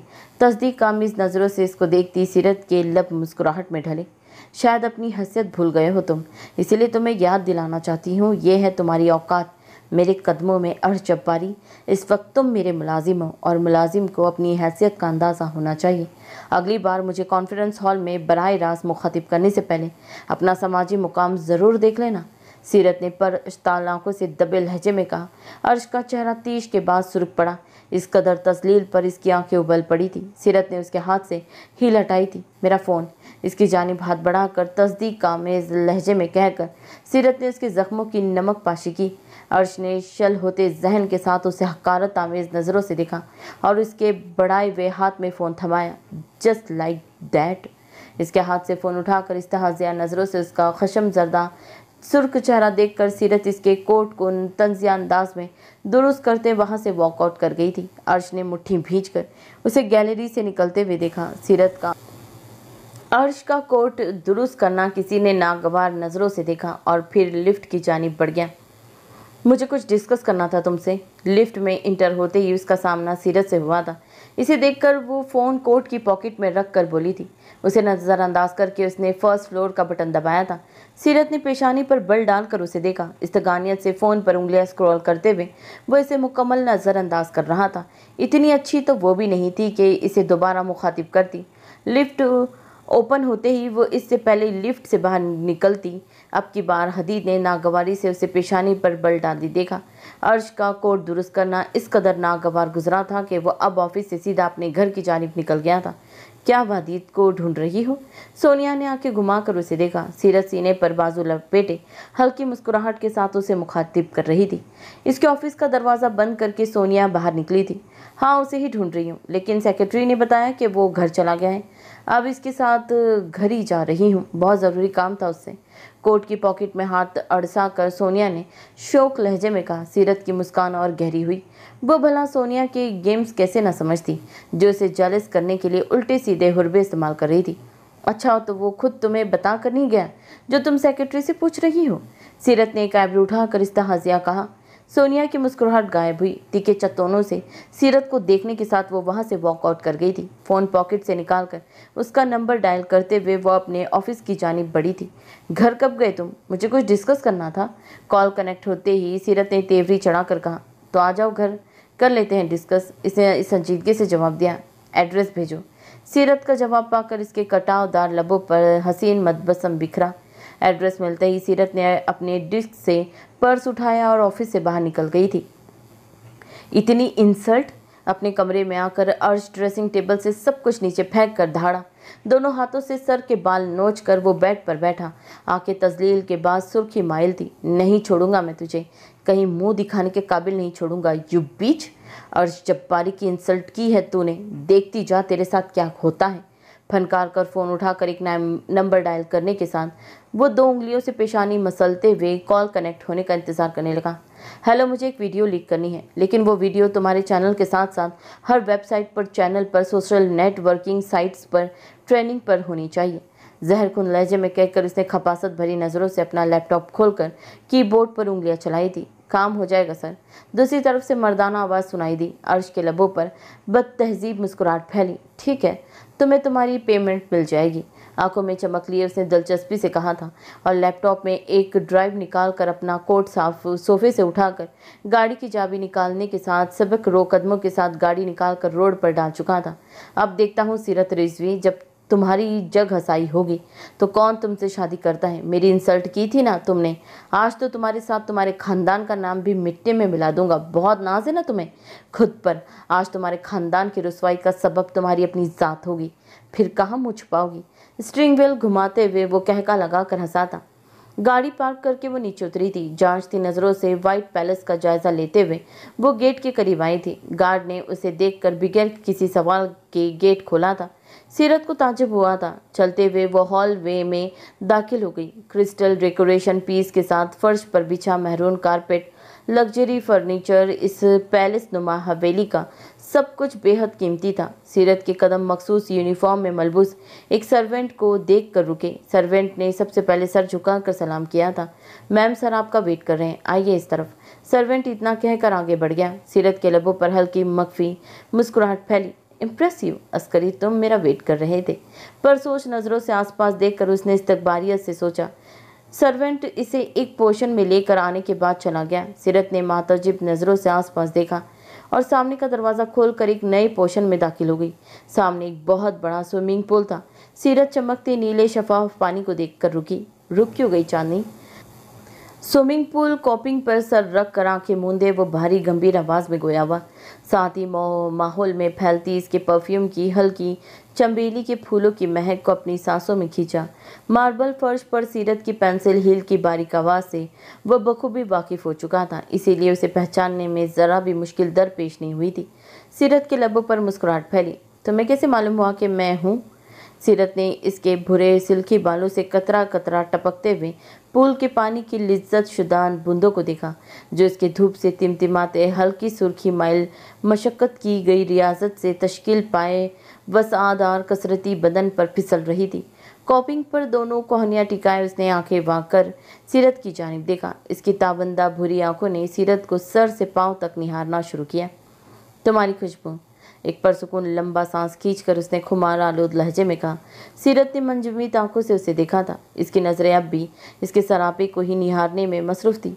चेहरे पर हवा के बाज झूलती भूरे बालों की रेशमी लट को कान के पीछे अड़सा कर सीरत ने नज़रें पुल के इसराफ चमकते पानी पर मरकूज़ की। कुछ सेकंड बाद इसने धीमे लहजे में उसे पुकारा था, अस्करी। इसके कान के नीचे नजर आते तिल को पुरस्रार निगाहों से देखकर इसे बेहद बोझल सरगोशी की, जिसके नतीजे में सीरत ने मुत्तफ़िक़ नज़रों से उसे देखा। मुझे कुछ चाहिए तुमसे। इसे मज़्ज़ब नज़रों से देखकर सीरत ने मुतमईन से लहजे में कहा। इसकी भूरी आंखों ने कुछ पल सीरत के चेहरे के तासीरात पढ़ने चाहे। क्या चाहिए चांदनी? तमाम नकुश से छलकते कॉन्फिडेंस के तासीरात के साथ इसके कटावदार लबों पर एक हसीन मदबसम बिखरा। तुम्हारा वो ब्लैक कार्ड। सीरत ने मदबसम नज़रों से उसे देखकर आराम से लब व लहजे में कहा। किसी को मार कर इसका इल्ज़ाम मेरे सर डालना चाहती हो सीरत? वो दिल फरे तबस्सुम जो कुछ देर पहले इसके लबों पर फिसला था, इंतहा पकड़ते हुए इसे इस कदर गहरा होने के साथ दिल फरेब होता चला गया कि सीरत के दिल को भी लुभा गया। मगर जल्दी इसके ताने और मक्कारी को भाप कर सीरत ने तीखी नज़रों से उसे देखा। नहीं देना तो मत दो, आओ और ले लो पानी जानम। सीरत ने नागवारी से भवेत तन कर उसे घुरा। गीले बालों को हाथ से पानी में पीछे हटाकर पैंट की पॉकेट से ब्लैक प्लेटिनियम कार्ड निकालकर शहादत की उंगली और बीच की उंगली में घुमाते हुए वो दिल फरेब लहजे में बोला था, लाओ दो। सीरत ने बेरहमी से उसे देखकर हाथ उसकी जानी बढ़ाया था। तुम्हें स्विमिंग आती है? वो इस्तहाज़िया नज़रों से उसे देखकर बोला। सीरत ने इस्तफामिया नज़रों से उसे देखा, मगर वो बेसब्री से इसके जवाब का मुंतज़िर था। हाँ आती है। सीरत ने काट की जानिब हाथ बढ़ाकर तीखे लब व लहजे में कहा था। एक हफीफ मुस्कुराहट के साथ इसने ऐन वक्त पर काट पीछे किया। सीरत जो काट लेने की कोशिश में कुछ ज़्यादा ही झुक चुकी थी, छपाक से पानी में गिरी थी। सॉरी डिटेल गर्ल, आओ और ले लो अगर ले सकती हो। लबों के किनारे से मुस्कुराता वो आहिस्तगी से इसके चेहरे को बमुश्किल उंगलियों के पूरों से छुए पुल की गहराई में उतर गया। Fine, let's do it this way. चेहरे पर बिखरे गीले शॉर्ट बॉब कट बालों को सीरत ने फनकार कर चेहरे से हटाया था। पैरों से हील शूज निकालकर वो इसके पीछे पानी की गहराई में उतर गई। You are on my mind, been there all night, I will be missing seeing my midnight queen. Come have a drink of my bee tree, and darling, I'll make you my next victim. I want to. सीरत के भूरे silkie बाल पानी में सांप की तरह बल खा रहे थे। देखने से वो बिल्कुल भी अंदाज़ा नहीं लगाया जा सकता था कि ये पुल इतना गहरा हो सकता था। आसपास देखते हुए उसे कहीं भी ना पाकर सीरत ने तुझ-बुझ धुंधली नज़रों से आसपास देखा। शफाफ नीले पानी में तैरते हुए वो आसपास देखने के साथ उसे ढूंढने लगी। कुछ फासले पर उसे मदबसम निगाहों से देखते हुए वो तैरते हुए पीछे से उसके करीब पहुंचा और उसके कान के नीचे मौजूद तिल पर आहिस्तगी से लब रखे। सीरत की जान लबों पर आई। वो तेज़ी से पीछे मुड़ी थी, मगर वो दूसरी जानिब निकल गया था। जिस जगह उसने लब रखे वो जगह दहकने लगी। सीरत ने बस वो पेश नज़रों से आसपास देखा था। अब इसे अंदाज़ा हो चुका था इसके पीछे आकर इसने कितनी बड़ी गलती की थी। दर हकीकत इसने खुद को खुद ही इसके चुंगल में फंसाया था और अब रिहाई नामुमकिन लग रही थी। सीरत का बारीक लाइट कलर फैब्रिक में भीगा सरापा इसके लिए बाहर से दीवानगी बन रहा था। सीरत की आंखों का मंजर पानी बहुत पहले धुंधला चुका था। आंखें बंद करके उसने पानी की ऊपरी सतह की जानिब तैरना शुरू किया। बाहर आकर लंबा सांस खींचकर इसने दोबारा पानी में उसे ढूंढना शुरू किया। इसे सियादी निगाहों से देखकर वो संजीदगी से दोबारा इसकी जानिब बढ़ा था। स्प्लिट स्लीवलेस टॉप के बाज उसके सफ़ेद बाजू नजर आ रहे थे, जिन्हें पुरस्रार मुस्कुराहट के साथ देखकर इसने शहादत की उंगली से उसकी कलाई को ट्रेस किया। सीरत झरझरी लेकर इसकी जानिब मुड़ी, मगर वो दोबारा पीछे हट गया। वो इसकी आंखों के सामने कार्ड लहराकर इसने इस्तकबार निगाहों से उसे देखा था। सीरत की सांसें दोबारा उखड़ने लगी। हाथ हिलाते हुए वो दोबारा ऊपर जाने लगी, मगर इसकी कलाई को खींचकर उसने दोबारा ऊपर जाने से बाज रखा। सीरत ने सर को हिलाकर इसके हाथ से अपनी कलाई निकालनी चाहिए, मगर इसे कॉपिंग के अंदरूनी मार्बल हिस्से से लगाकर वो इसके चेहरे के बेहद करीब आया था। सीरत ने मदबस नज़रों से उसे देखा था। इसकी ब्यूटी बोन को अनगशत शहादत से स्ट्रोक करते हुए इसका दूसरा हाथ सीरत की कमर में हाइल होने लगा। इसकी ऐसी बेबाक हरकतें देखकर सीरत की रही सही जान निकलने लगी। इसके कंधे पर हाथ का दबाव डालकर सीरत ने बंद होती आंखों से उसे सख्ती से अपनी गर्दन पर लपकते हुए देखा। तेज़ी से हरकत करते इसके पैरों और हाथों में एतदाल आने लगा। हदीद की गर्दन की पिछली जानिब हाथ रखकर सीरत ने बेसाख्ता उसका चेहरा अपने बेहद करीब किया। वो चौंका था। सीरत के लबों ने आहिस्तगी से इसके लबों को छुआ। हदीद की उंगलियों की गिरफ्त सीरत की कमर पर सख्त हुई। दूसरे हाथ से सीरत ने इसकी साइड पॉकेट से मक्कारी से कार्ड निकालना चाहा, जिसका अंदाज़ा इसे हो चुका था। इसके दूसरे हाथ को आहनी गिरफ्त में लेकर इसने सीरत को अपनी जानिब खींचा। इसकी चौड़ी सीने से लगकर सीरत पीछे हटने लगी, मगर इसे पीछे हटने की मोहलत दिए बगैर वह इसके चेहरे को पहले हाथ से ऊपर उठाकर इसके लबों पर लपक गया था। सीरत की आंखें बंद होने लगी। इसके तेज़ी से हरकत करते पैर शल होने लगे। सांस न आने के बाद इसका सहन शल होने लगा। हदीद ने उसकी कमर में अपने तवाना बाजू का हिसार बनाकर उसे मज़ीद गहराई में डूबने से कब्ल अपनी पनाहों में लिया। उसे सीने में भींचकर वो पानी की ऊपरी सतह की जानिब बढ़ने लगा। सीरत ने उसके कंधे को थामा हुआ था। तुम्हारी जान लेने का दिल कर रहा है मेरा बेशर्म इंसान। कॉपिंग पर बैठकर कपड़े निचोड़ते हुए सीरत ने उसे खा जाने वाली नज़रों से देखा। टॉवेल उठाकर उसकी जानिब बढ़ाता वो मभम सा मुस्कुराया। सीरत ने उसके हाथ से खींचकर टॉवेल लिया था और खुद को लपेटा। क्यों आई थी मेरे करीब चांदनी? उसे अपने करीब बैठते देखकर सीरत ने तीखी नज़रों से उसे देखा, मगर इसके सवाल पर सीरत ने आंखें घुमाई थी। तुम अच्छे से जानते हो मैं क्या कर रही थी। सीने पर बाजू फैलाकर सीरत ने नजरें चुराकर संजीदगी से कहा। वो खिलखिलाकर हंस पड़ा था। सीरत का चेहरा सुर्ख पड़ा, मगर इसकी वो दिल फरेब हंसी। सर को धीरे से झटक कर उसने टॉवेल से बालों को रगड़ते हुए खुश किया। सीरत ने खज्जल नज़रों से उसे देखा। अपनी जगह से उठकर उसने मदद के लिए सीरत की जानिब हथेली बढ़ाई। सीरत ने तेवरी चढ़ाकर उसे देखा, मगर एक दिल फरेब मुस्कुराहट के साथ उसने हंस के हथेली में अपना हाथ देकर मासूमियत से उसे देखा। पीछे से आती सोनिया के पेशानी पर बल पड़े थे, जिन्हें सीरत ने महफूज निगाहों से देखा। सोनिया के लिए ही तो इसने इसका हाथ थामा था। सोनिया हंसी नज़रों से इन दोनों को भीगे वजूद को देख रही थी। क्या ड्रायर है यहाँ पर? गीले बालों को कंधे से पीछे करते हुए सीरत ने सोनिया को मुख्तसर देखकर दोस्ताना लहजे में कहा। हदीद ने मुड़कर सोनिया को देखा, जो उसके देखने पर चेहरे से जलन के तासरात हटाकर हल्की सी मुस्कुराई थी। क्या मैं इस हालत में घर जाऊंगी? सीरत ने एक आइब्रो उठाया था। अपनी वाइट शर्ट उठाते हुए वो मभम सा मुस्कुराया। सोनिया के चेहरे से मुस्कान एक पल में गायब हो चुकी थी, जब हदीद ने उसे देख कर भी अनदेखा कर दिया। Not a chance my love, तुम इस हालत में बाहर नहीं जाओगी। मेरे रूम में चली जाओ, वहाँ से कोई भी ड्रेस ले लो, मैं फ्रेश होकर मिलता हूँ। इसके हाथ की पुश पर होंठ रखते हुए वो संजीदगी से बोला। सीरत ने तीखी नज़रों से उसे देखकर अपना हाथ वापस लिया था। वो इसके सुरकनारी चेहरे को देखकर मुस्कुराया। इसके दर्दज़िदा निगाहों से देखते हुए सीरत सोनिया के करीब से वॉकआउट कर गई थी। अपनी वाइट शर्ट उठाकर पहनते हुए वो सोनिया की जानिब बढ़ा। इसका सीरत के हाथ को चूमना सोनिया के तन बदन में आग लगा गया था, मगर इस बेफिक्र को परवाह कहाँ थी। मैं तुम्हारे साथ टाइम स्पेंड करने आई थी, लेकिन मेरे दोस्त के साथ तो पहले ही कोई है। Enjoy your company. हदीद, मैं बाद में आऊँगी कभी। फिगार नज़रों से उसे देखकर वो बिगैर एक लफ्ज़ कहे वहाँ से वॉकआउट कर गई। हदीद ने संजीदगी से उसे जाते हुए देखा था। बीजान के पास बैठी सीरत ने नए नंबर से कॉल आने पर फ़ोन स्विच ऑफ किया था और मुस्कुराते हुए बीजान के साथ डिनर करने लगी। बेड पर औंधे मुँह लेटे उसने बदमज़गी से आंखें वाकी थी। इसका फ़ोन मुसलसल रिंग हो रहा था। सीरत के फ़ोन पर ट्रैकर लगाने की वजह से जितनी कॉल सीरत को आती थी, इतनी कॉल्स उसके पास भी आती थी। कॉल कनेक्ट करके इसने फ़ोन कान से लगाया। फ़ोन क्यों नहीं उठा रही थी सीरत रिजवी? अपने अस्करी साहब के साथ थी क्या? लेकिन इस वक्त अस्करी के साथ क्या कर रही हो? ओह, मैं समझ गया, मैंने डिस्टर्ब तो नहीं कर दिया तुम दोनों को? डोंट वरी, तुम्हारा ज़्यादा वक्त नहीं लूँगा। बताना ये था कि 1 घंटे में तुम्हारी एक वीडियो इंटरनेट पर ट्रेंडिंग होने वाली है। रोक सकती हो तो रोक लो। हदीद की आंखों में सुर्खी फैलने लगी। लहू रंग आंखों से फ़ोन की स्क्रीन को घूर कर उसने लैपटॉप से फ़ोन कनेक्ट किया और अर्श की लोकेशन ट्रेस करने लगा। ट्रेस होते ही इसने कॉल मुनक़ता कर दी थी। बीच मेरी कॉल डिस्कनेक्ट कर दी।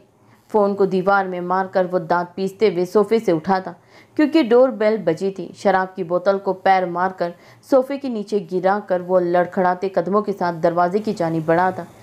बिजली तेजी से कड़की थी। घर की लाइट जा चुकी थी। टेबल से ठोकर खाकर वो हड़बड़ाते हुए दरवाजे पर आकर रुका था। कौन है?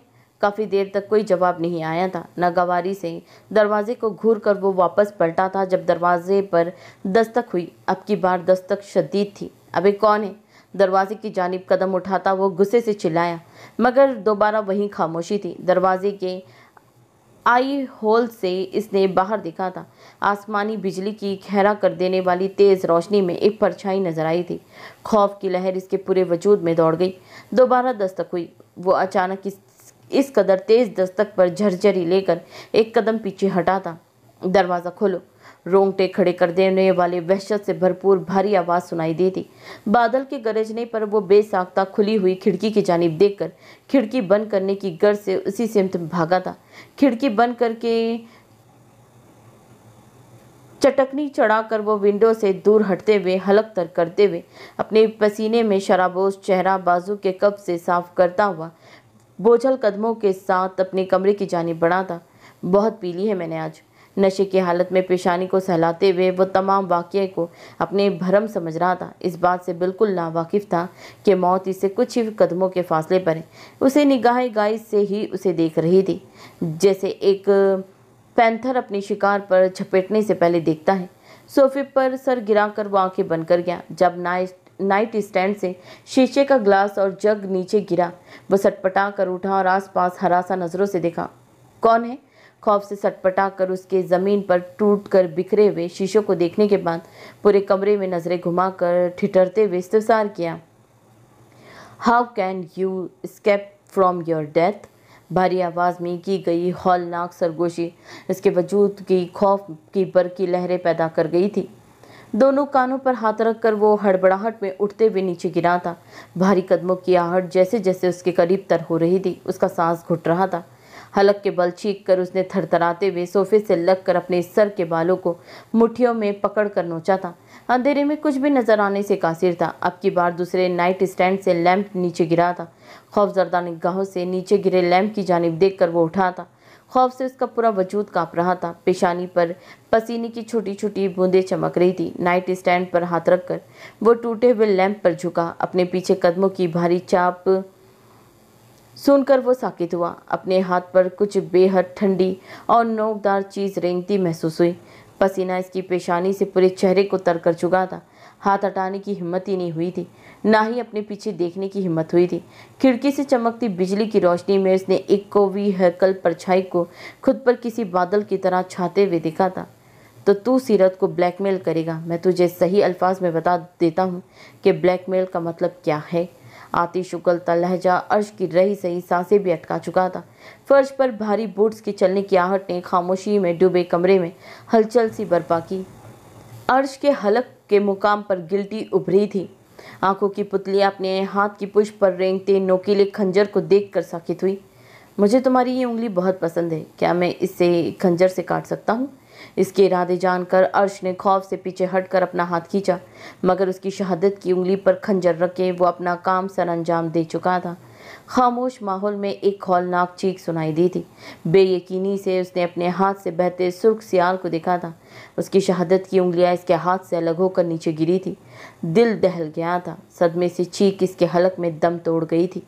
मैं तुम्हें टुकड़े टुकड़े करके अपने भूखे पालतू जानवरों को खिलाऊंगा। जबड़े भीचे वो कहर बरसाते लहजे में कहकर उसके करीब से दरवाजे की जानिब वॉकआउट कर गया था। बेहोश होते हुए अर्श ने इस परछाई को कमरे से बाहर निकलते देखा था, जो जाते जाते पीछे मुड़ी थी। अंधेरे में चमकती वो मरचानी आंखें देखने के बाद वो होश व खर्च से बेगाना हो गया था। लम्स, क्या फीवर है आपको? लम्स के बुखार से दहकते चेहरे को आहिस्तगी से छूकर इसकी बनफशी आंखों में झांक कर जावियान ने फिक्रमंदी से कहा। आज इस पर एक अजीब सा सहर तारी हो रहा था। बोझल निगाहों से उसने मासूमियत से आंखें छपक कर जावियान को देखा। पता नहीं, लेकिन मेरी बात का जवाब नहीं दिया तुमने।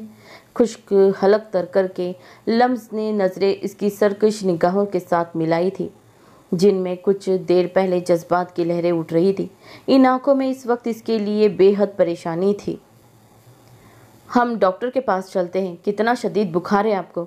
लम्स की ठोड़ी को ऊपर उठाकर उसने खुमार आलूद लहजे में भारी सरगोशी की। लम्स ने मखमूर निगाहों से इसका वजीहा चेहरा देखा। मेरी परवाह मत करें। सर को धीरे से नफ़ी में हिलाकर इसने थके मानदे लहजे में कहा। जावियान को हर गुजरते सेकंड के साथ परेशानी लाहक होती जा रही थी। कौन रोक रहा है आपको जावियान? मैं चाहती हूँ आप मेरे करीब आए।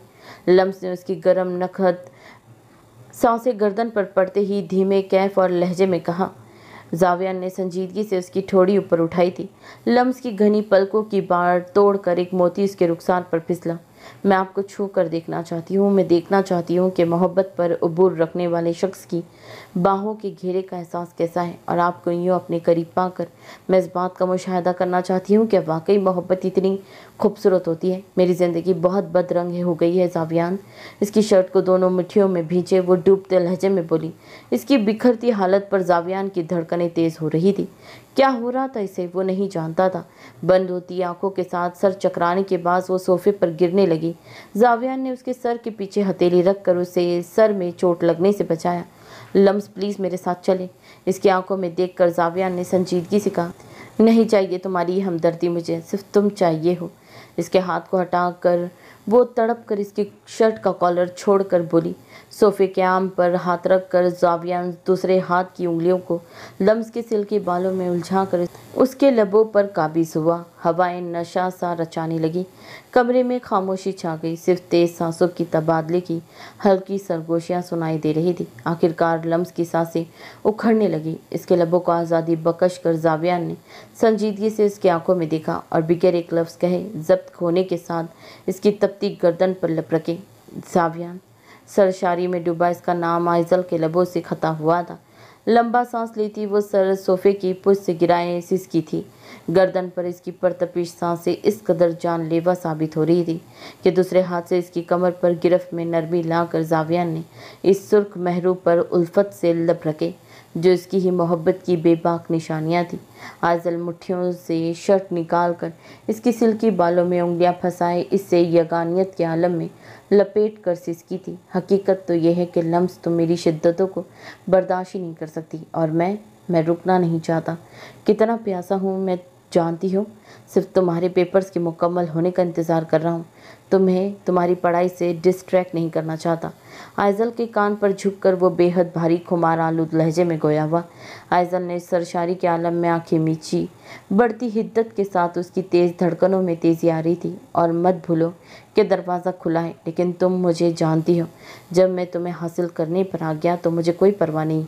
कोई मुझे देखे, कोई सुने, और मैं तुम्हें किसी के सामने शर्मिंदा भी नहीं करना चाहता। लम्स सोचो, अगर फैमिली का कोई फ़र्द तुम्हें इस कदर अकीदत से मुझे सीने से लगाते देखता तो क्या सोचेंगे। इसके कान की लो को लबों में दबाए वो गंभीर आवाज़ में बोला।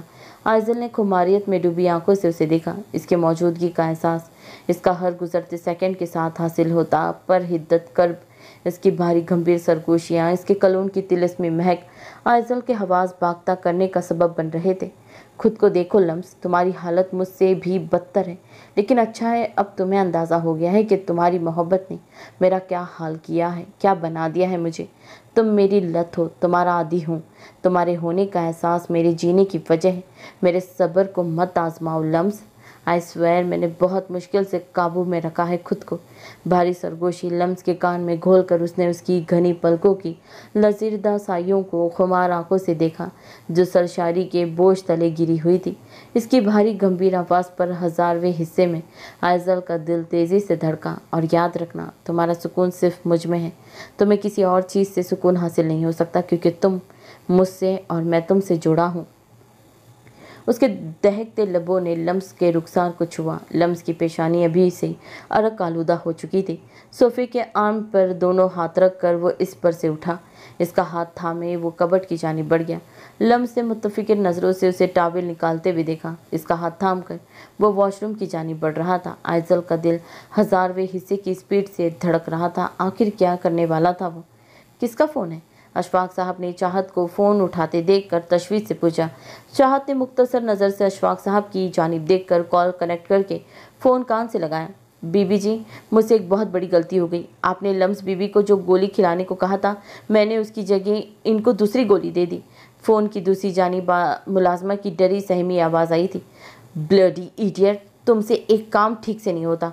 कौन सी टैबलेट खिलाई है तुमने उसे? चेयर से उठकर फनकार कर कहते हुए चाहत टेबल से गार्डन की जानिब वॉकआउट कर गई। अशफाक साहब की पेशानी पर बल पड़े थे, मगर शम्स को आते देखकर वो मुस्कुरा दिए थे। चाहत को बड़ी मिन्नत समाजत के बाद वो डिनर पर लेकर आने में कामयाब हुए थे। इसी बहाने वो शम्स और इसकी शादी की बात चलाना चाहते थे, मगर यहाँ बात बनने की बजाय शायद मज़ीद बिगड़ने वाली थी। अस्सलाम वालेकुम अंकल, प्लीज़ बैठिए। ब्लैक पोलो शर्ट के नीचे ब्लैक हिट जीन्स पहने वो काफ़ी हैंडसम लग रहा था। अशफाक साहब ने सलाम का जवाब देकर उसे बैठने का इशारा किया था। कुछ बकोगी? कौन सी टैबलेट दी है तुमने उसे?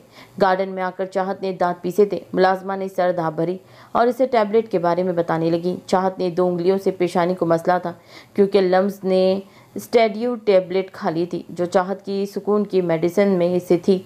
न जाने अब क्या होने वाला था। कॉल मुनक़ता करके चाहत तेज़ी से टेबल की जानिब बढ़ी, मगर शम्स को देखकर इसका माथा ठिनका। अशफाक साहब को आग उगलती नज़रों से देखकर इसने अपना पर्स टेबल से उठाया। रुको! अशफाक साहब ने उसकी कहनी सख्ती से पकड़कर उसे जाने से रोका। शम्स ने कड़े तेवरों से चाहत को देखा था। वो यहाँ सिर्फ अशफाक साहब के कहने पर आया था, वरना चाहत ने इस दिन कोई कसर नहीं छोड़ी थी। इनफ डैड, अगर मुझे पता होता कि आप मुझे यहाँ किसी और वजह से लेकर आ रहे हैं तो मैं कभी नहीं आती, लेकिन अच्छा ही हुआ, आइंदा के लिए मैं बेवकूफ़ नहीं बनूंगी। अपनी कौनी छुड़ाकर दांत पीसते हुए चाहत ने अशफाक साहब की जानिब देखा। अशफाक साहब की गिरफ्त मजीद सख्त हुई। चाहत ने अचंभे से उनकी जानिब देखा। पुरस्ताल आंखों से चाहत को बैठने का इशारा करके वो मुतमईन चेहरा लेकर शम्स की जानिब मुस्कुराहट उछाल गए। चाहत मुट्ठी भींच कर चेयर पर बैठी थी। तुम्हें बहुत गर्मी लग रही है, चलो मैं तुम्हें रिफ़्रेश कर दूं। आइजल ने हैरत से फैलती आंखों से उसकी जानिब देखा। आइजल की सिल्की बालों से कैचर निकालकर नाइट स्टैंड पर रखकर जाविया ने नखत आलूद बालों में चेहरा छुपाकर लंबा सांस लेकर पर खुमार लहजे में सरगोशी की। लम्स के बुखार से दहकते गालों पर शर्म व हया की सुर्खी फैलने लगी।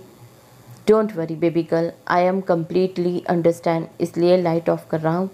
संजीदगी से कहकर उसने लाइट ऑफ कर दी। आइजल की जान लबों पर आई। उसे शॉवर के नीचे ठहरा कर जाविया ने शॉवर ऑन किया। पानी की ठंडी तीमानियत बख्श बूंदों ने आइजल के झुलसते बदन में सुकून की लहरें पैदा की। आंखें सुकून से बंद करके वारगी की कैफियत में पीछे हटती उसके सीने से लगी। लम्स की धड़कनें तब तेज़ होने लगी जब जाविया ने उसके ब्लैक नाइट रोब की रिबिन को ढीला करना शुरू किया।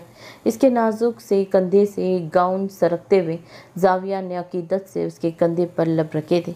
धीमे लहजे में सिसकी लेकर लम्स ने सर पीछे गिराकर उसके सीने पर रखा। इसके दहकते लम्स पर लम्स के घुटने लड़खड़ा गए। इसकी हल्की बियर्ड की चुभन के साथ नरम लम्स की कैफियत बद से बदतर कर रहा था। वह गनूदगी के आलम में पूरी तरह डूब रही थी। मैं सिर्फ तुम्हारा हूँ जावियान हैदर, सिर्फ लम्स का है। जावियान ने आंखें बंद करके परतपिश सांसों से उसके कंधे से लबों को इसकी ब्यूटी बूंद पर रखते हुए आतिशी लहजे में कहा। लम्स ने आंखें मींची। रिबिन खोल कर जावियान ने इसके दूसरे कंधे से गाउन आहिस्तगी से सरकाया। जावियान, इसकी ठंडी उंगलियों को अपनी ब्यूटी बोन के करीब रेंगते हुए महसूस करके आइजल ने एक और कदम पीछे लिया। इसके चौड़ी सीने से पुश लगाकर वो साकित हुई। अगर तुम ऐसे ही मदहोशी में मेरा नाम पुकारती रही तो मेरा सब्र का पैमाना लबरेज हो जाएगा। जावियान ने इसकी ब्यूटी बोन को अंगूठे से ट्रेस करते हुए सरकश लहजे में कहा। इसकी भारी गंभीर आवाज़ आइजल के जिस्म में सरशारी की लहरें पैदा करने लगी। बेहद करीब होने के बाद उसकी महक आइजल के हवा सलब करने लगी। जावियान ने इसके कंधों से हाथ हटाए थे। ब्लैक सिल्क की गाउन इसके गंदमी भीगे सरापे से फिसल कर नीचे गिरा था। लम्स की सांसें भारी हुई। जावियान के ठंडे मजबूत हाथों ने आइजल के दोनों कंधों को ठंडी हथेलियों से ढांपा था। बहुत स्ट्रेट फॉरवर्ड हो गई हो, अच्छी बात है, लेकिन अगर तुम्हें बुखार ना होता तो मेरा इरादा और भी बहुत कुछ करने का था, जिस बारे में अगर मैं वजाहत से तुम्हें बताऊं तो तुम शर्म से पानी पानी हो जाओगी। इसलिए कुछ दिन मेरा जब्त मत आजमाना। ख़ास तौर पर अपनी पढ़ाई पर ध्यान दो, अच्छी स्टूडेंट्स बन कर रहो। अगर तुमने दोबारा मुझसे ऐसा कुछ कहा तो आइजल ने लब भींच कर परसुरूर लहजे में इख्तिसार किया। उसके कंधों को नरमी से सहलाती जावियान की उंगलियां एक पल को साकित हुई। वो संजीदगी से उसके कान पर झुका। तो मेरा जब्त टूट जाएगा लम्स। इसकी ब्यूटी बॉन को लबों में दबाकर जावियान ने मखमूर लहजे में कहा। आइजल ने लब भींच कर सिसकी को खता होने से कब्ल दबाया। तुम्हारे पेपर्स हो जाने के बाद मैं तुम्हें बिल्कुल नहीं छोड़ूंगा, याद रखना। जावियान के दोनों हाथों ने उसकी गर्दन को ऊपर उठाकर उसका चेहरा अपनी जानिब उठाया। उसके सीने से पुष्ट लगाए कांपती आइजल ने आंखें वार करके इसकी आंखों में देखा। इसके चेहरे पर झुका वो शिद्दत पसंद निगाहों से उसके भीगे लबों पर फिसलती पानी की बूंदों को बगौर जायजा ले रहा था। इसका नाइट रोब गीला होकर इसके कसरती बदन से चिपक चुका था। लम्स ने बेसाख्ता दोबारा झरझरी ली। जाविया ने संजीदगी से इसके ठंडे पड़ते रुखसार को हाथ की पुश से छूकर लम्स का बॉडी टेम्परेचर चेक किया, जो धीरे धीरे नॉर्मल हो रहा था। मुझे सर्दी लग रही है। लम्स धीरे धीरे लजरते हुए दोनों हाथों को खुद से लपेटकर खुद में समेटते हुए बोली। शॉवर ऑफ करके जाविया ने उसे खुश टॉवल में छुपाया। लम्स का चेहरा सुर्ख पड़ा जब इसने उसे अपने तवाना बाजू में उठाया। इसे उठाए वो रूम में आया और इसे बेड पर बिठाया। लम्स ने दर्द ज़ेदा निगाहों से उसे कबर्ड से इसके लिए सिंपल ड्रेस निकालते हुए देखा। चेंज कर लें लम्स, वरना आपको ठंड लग जाएगी। इसके गुलाबी रुखसार को अंगूठे से सहलाकर उसने मदबसम लहजे में कहा। कपड़े लेते हुए वो हल्की सी मुस्कुराई थी। अब इसकी हालत पहले से काफ़ी बेहतर थी। जहन हल्का हो चुका था। वाइट ढीली शर्ट और ट्राउज़र में बालों को टॉवल से खुश करते हुए बाहर आया था। अपने बालों को टॉवल से खुश करती लम्स ने उसे काफ़ी देर देखा। पानी की छोटी छोटी बूंदें इसके चेहरे पर फिसलते हुए इसकी शर्ट में जब सो रही थी। क्या देख रही हो? टॉवल्स लैडर पर लगाकर वो इसकी जानिब चलते हुए धीमे लहजे में बोला। आइजल ने धीरे से सर को हिलाकर उसे देखा। शायद मेरी बात समझ नहीं आई। उसे सरकश निगाहों से देखता हुआ वो दोनों हाथों को इसके दाएं बाएं बेड पर रखता गंभीर लहजे में बोला। लम्स ने डबडबी नज़रों से उसे देखकर होठों को सी लिया। भला वो कहाँ इससे बहस करने की हिम्मत रखती थी। क्या खाया था दिन में? जाविया ने संजीदगी से इसकी नींद से बंद होती आंखों को देखा। यकीनन इसने कोई ड्रग्स लिए थे जिन्होंने इसके डिप्रेशन से मायूस जहन को बुरी तरह मुतासिर किया था। इस बात का अंदाज़ा जावियान को हो चुका था। कुछ भी नहीं, बस जूस पिया था। उसके बाद से बहुत चक्कर आ रहे हैं और बहुत नींद भी आ रही है। पहले तो बिल्कुल नहीं आती थी। लम्स ने शाने उचकाते हुए अफसरदगी से कहा। जाविया ने संजीदगी से कुछ पल उसे देखा। लम्स ने उसके चेहरे पर फतरीले तासिरात देखे। हम सुबह डॉक्टर के पास चल रहे हैं, इसीलिए आराम करें और जल्दी उठने की ज़रूरत नहीं है। जब तक आप पूरी तरह ठीक नहीं हो जाती आप यूनिवर्सिटी नहीं जाएगी, और जहाँ तक पढ़ाई की बात है वो घर पर होती रहेगी। लम्स की पेशानी पर लब रखे उसने संजीदगी से कहा और उसे ब्लैंकेट ओढ़ाया। लम्स ने उसके सबिया हाथ को वक्त रहते थाम कर उसे पीछे हटने से रोका। मेरे पास बैठे। जाविया ने इसके ठंडे हाथ को अपनी गर्म हथेली से ढांपा। लम्स इसके लिए जगह बनाते हुए थोड़ी सी पीछे हुई थी। इसके करीब बैठ के क्रॉन से सर टिकाए बैठकर वो इसके बालों में आहिस्तगी से उंगलियां चलाने लगा। लम्स ने सुकून से आंखें बंद की, मगर कुछ देर बाद उसने छींकना शुरू किया था। आंखें वाक करके उसने सर उठाकर जावियान को देखा। इससे पहले वो जवाब देती दोनों हाथों से चेहरा ढांप कर वो दोबारा छींकी। जावियान ने तासीफ भरी नज़रों से उसे देखा। आपके हाथ बहुत गर्म है। इसके दोनों वजिया हाथों को थाम कर अपने बेड ठंडे गालों पर रखकर वो बेसाख्ता मुस्कुरा कर बोली। जावियान ने इसके अपने पर तपिश हिसार में लेकर उसने संजीदगी से लम्स के हाथ को थामा। लम्स के ठंड से थरथराते वजूद को अचानक हरारत का एहसास हुआ। आंखें बंद किए वो इसके सीने में चेहरा छुपा गई। लम्स, मेरी एक बात मानेंगी आप? जी। आंखें बंद की वो परसुकून लहजे में बोल रही थी और वो दीवाना बार उसे देख रहा था। कितना घबरा गया था वो इसे बुखार में देखकर, मगर अब वो बिल्कुल नॉर्मल लग रही थी। अपनी पढ़ाई पर फोकस करे रूहे कल्ब, जैसे आप पहले कर रही थी। मेरी जान, मैं मानता हूँ ये सब बहुत तकलीफ है, लेकिन हमें मूव ऑन करना पड़ता है। इसके सिल्की बालों में उंगलियां चलाते हुए वो संजीदगी से बोला। प्रॉमिस करें आप पढ़ाई पर फोकस करेगी? प्रॉमिस। इसके हाथ में अपनी हथेली रखते हुए लम्स से आंखें वाक करके उसे देखा। मैं आपसे बात नहीं कर रही थी, क्या आपने मुझे माफ़ कर दिया? मदबसम नज़रों से देखकर जावियान ने धीरे से सर हिलाया। लम्स से मुस्कुराते हुए आंखें बंद की थी। जावियान ने उसका सर अपने सीने पर रख कर ब्लैंकेट दुरुस्त करते हुए आंखें मूंदी थी। वो गहरी नींद में जा चुकी थी। खिड़की से आती सूरज की किरणों के सबब लम्स ने आंखें वाकी। एक जानी पहचानी मसूर की महक का एहसास वो पहला एहसास था जो उसने आंखें खोलते ही महसूस किया। ना जाने क्यों, मगर वो इस महक की असीर हो गई थी। काफ़ी मिनटों तक वो शैलिंग को देखते हुए इसे तिनमानियत बख्श महक को सांसों में उंडेलती रही। गनोदगी के आलम से बाहर आकर उसने सर उठाया था। आंखें मिंजमित हुई, सांसें रुक सी गई। इसकी शर्ट का कॉलर पकड़े इसके ऊपर सोई हुई थी। हलक खुश्क हुआ, गालों पर सुर्खी फैलने लगी। उसकी शर्ट के बटन खुले हुए थे। पेशानी पर लहरदार सिल्की बाल बिखरे थे।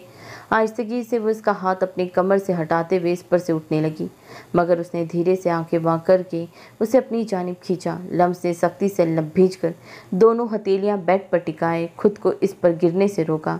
जावियान ने हाथ बढ़ाकर उसके चेहरे को छुआ, जो बिल्कुल नॉर्मल था। शुक्र है बुखार नहीं। लम्स के चेहरे पर झूलती रेशमी बालों की लट को आहिस्तगी से कान के पीछे अड़सा कर वो मोहब्बत आमेज लहजे में बोला।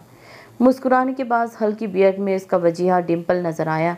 लम्स के लबों पर मुस्कुराहट फैली। जावियान ने संजीदगी से उसकी आंखों में देखा। उसकी गुलाब बारीकी उंगलियां इसकी डिम्पल को ट्रस कर रही थी। लम्स के लबों से मुस्कुराहट एक पल में गायब हुई जब इसने इसके दहकते चेहरे पर हाथ रखा। आपको बुखार है? फिक्रमंद नज़रों से उसे देखने के साथ वो हज़न निगाहों से उसे देखने लगी, जो जवाबन मबहम सा मुस्कुराया था। कुछ भी नहीं है। नहीं, आपको बुखार है? मैं आपके लिए नाश्ता लेकर आती हूँ और रानी से कहती हूँ डॉक्टर को कॉल करें। मैं बस अभी आई। जल्दी से इस पे से उठती वो दुपट्टा उठाते हुए बोली। मैं बिल्कुल ठीक हूँ, मामूली सा टेम्परेचर है, ठीक वो हो जाएगा। जावियान ने उसकी कलाई को आहिस्तगी से थाम कर उससे सीने से लगाते हुए कहा। आइजल ने तासिफ से सर हिलाया। दरवाजे पर नॉक सुनकर दोनों ने एक दूसरे को देखा। आइजल दुपट्टा दुरुस्त करते हुए उठी थी। लम्स वेट। मगर जावियान की बात सुनने से पहले वो दरवाज़ा खोल चुकी थी। मुलाजमा हाथ में नाश्ते की ट्रे उठाए खड़ी थी और इसके पीछे चाहत थी, जिसने तीखे चत्तोनों से लम्स का जायजा लिया। जावियान कबर्ड से ट्रेस निकाल कर वॉशरूम में चला गया। यहाँ रख दो। आइजल ने मुलाजमा को ट्रे टेबल पर रखने का इशारा किया। मुलाजमा ट्रे रख कर चली गई क्योंकि वो काफ़ी लेट उठे थे। सब नाश्ता कर चुके थे, इसीलिए मेहरुन्निसा बेगम ने खाना इनके कमरे में ही भिजवा दिया था। आइजल ने सीने पर बाजू लपेटकर चाहत को इस्तेफामिया नज़रों से देखा, जिसकी आंखों में अंगारे सी लग रहे थे। क्या हुआ, कुछ चाहिए तुम्हें? आइजल ने भवें उठाई। इसकी गर्दन पर सुर्ख निशान देखकर चाहत ने सख्ती से लब भींचे। गशम व गजाबिनियत के सबब चेहरा सुर्ख हुआ था। आंखों की पुतलियां तो साकित ही रह गई। क्या हुआ, मैं तुमसे बात कर रही हूँ। आइजल ने हल्की मुस्कान के साथ इसके सुर्ख चेहरे को महफूज निगाहों से देखा। चाहत ने परशताल आंखों से उसे देखा। सवाल करने की गुंजाइश नहीं थी, वो सब समझ चुकी थी, मगर सवाल करते हुए उसे एक दिली सुकून मिल रहा था। कदमों की आहट पर चाहत ने कुछ कहने से खुद को बाज रखा। बेटा, तबीयत तो ठीक थी, आज नाश्ता करने नहीं आए आप?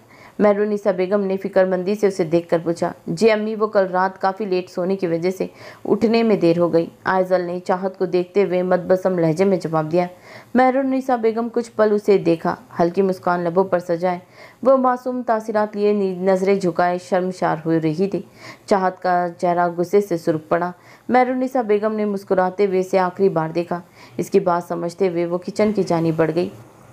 वैसे मुझे तुम्हें शुक्रिया कहना था। मेरी नानू कहा करती थी, जिस पत्थर से ठोकर खाकर आपको गलती का अंदाज़ा हो जाए, अफसरदा नहीं होते उस पर, ना ही उसे हटाया जाता है। वो ठोकर हमारे ही फ़ायदे के लिए होती है। अगर उस रात तुमने मुझसे वो सब ना कहा होता तो शायद मैं कभी भी जावियान के करीब जाने की हिम्मत ना कर पाती। चाहत की जानी पलटती वो आईब्रो उठाते हुए बोली। चाहत ने काटदार नज़रों से उसे देखा, मगर वॉशरूम का दरवाज़ा क्लिक होते ही चाहत मुट्ठियाँ भींची। बोलने का मौका ही नहीं मिल रहा था उसे। कभी मेहरुन्निसा बेगम आ जाती तो कभी जावियान। जब्त का पैमाना लबरेज होते ही वो तेज़ कदमों के साथ सीढ़ियों की जानिब बढ़ी थी। ऑफिस के लिए निकलते अशफाक साहब ने संजीदगी से उसे अपने कमरे की जानिब बढ़ते देखा। आइजल ने इस्तेहाज़िया नज़रों से चाहत को अपने कमरे में बंद होते देखा था।